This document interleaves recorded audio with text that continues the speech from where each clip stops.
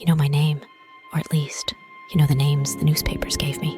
Lady Bluebeard, the mistress of the murder farm. They painted me as a monster, a butcher of men for money.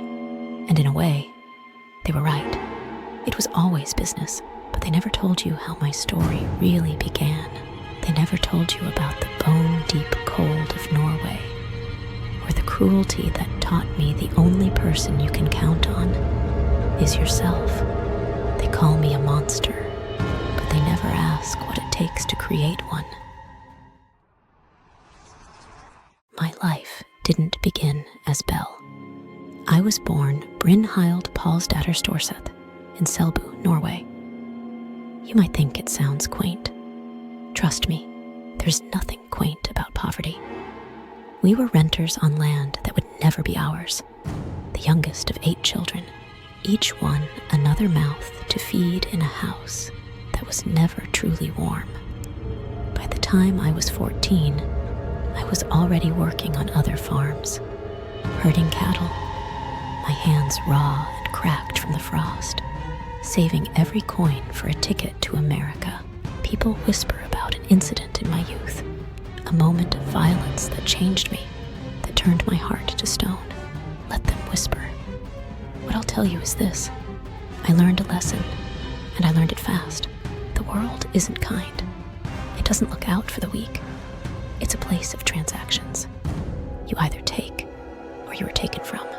I decided then I would never be taken from again.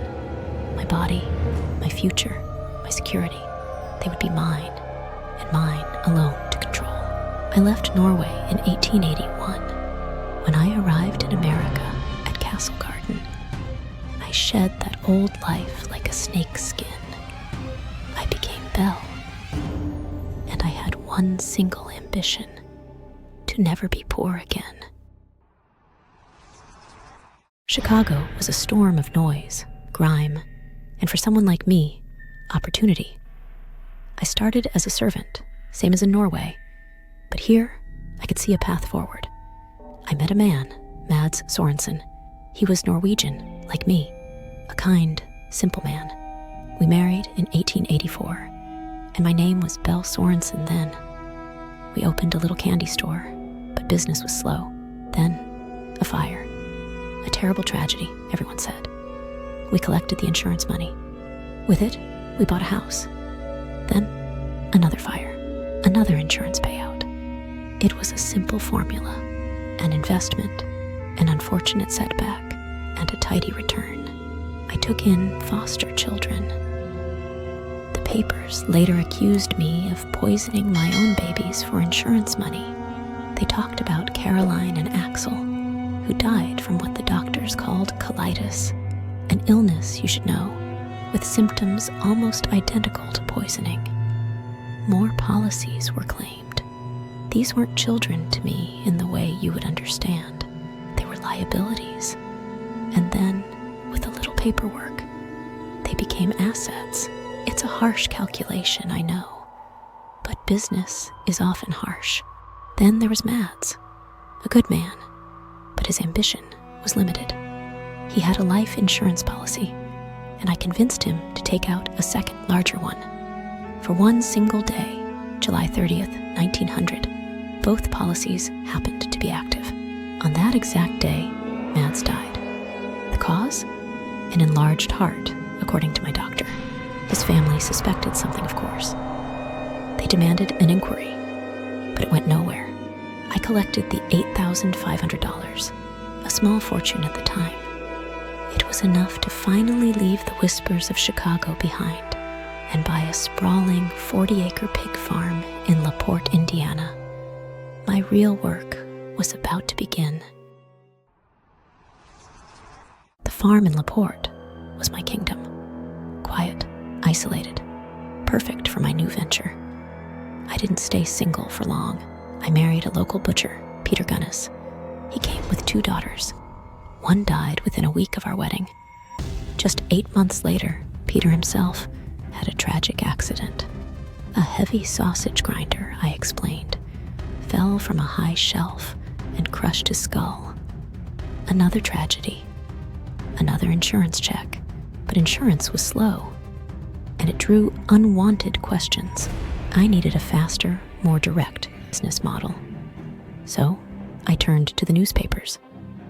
In the Lonely Hearts columns of Norwegian language papers, I placed my ads. Comely widow who owns a large farm, desires to make the acquaintance of a gentleman equally well provided with view of joining fortunes. I always added, triflers need not apply. And they came, so many of them. Men like John Moe, Henry Gerhold, and Ola Budsberg. Lonely, hopeful men, dreaming of a comfortable life with a well-off widow. I was a wonderful hostess. I gave them a hot meal, a sympathetic ear, and a cup of coffee. The coffee was laced with strychnine. Once the poison did its work, a sharp blow to the head with a hammer closed the deal. It was efficient. My process was methodical. After they were dispatched, I'd take their bodies to the cellar. I was a strong woman, and I'd butchered plenty of hogs. The work wasn't so different. Dismembering the bodies made them easier to handle, and I'd bury the pieces in the hog pen or other soft spots around the property. It was just a disposal problem, nothing more. One of them, Andrew Helgalian, was more persistent than the rest. We wrote for months, and my patience wore thin. I urged him to sell his farm, bring the cash directly to me, and tell no one where he was going. He finally showed up in January of 1908. My handyman, Ray Lamphere, was jealous of him, an annoying complication. Andrew, however, was useful.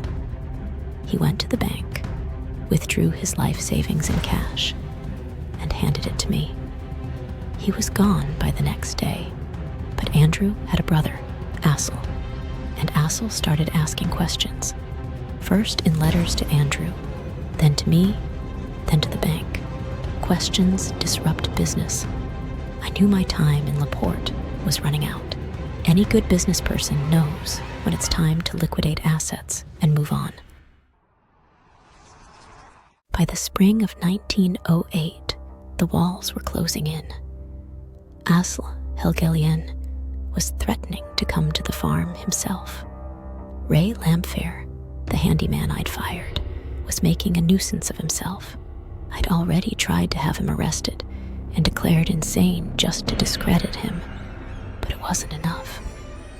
It was time for my final performance, my masterpiece. On April 27th, I went into town and drew up a will. I told my lawyer I was terrified, that I feared Ray Lamphere would burn my house down and kill me. The perfect misdirection. That very night, the farmhouse burned to the ground. Inside, the authorities found exactly what I wanted them to find: the bodies of my children, Myrtle, Lucy, and Philip, and the body of a woman they assumed was me. Just one problem. The female corpse was headless, and it was considerably smaller than my own large frame. Of course it was. It wasn't me. It was another asset, a woman I had lured to the farm for this very purpose.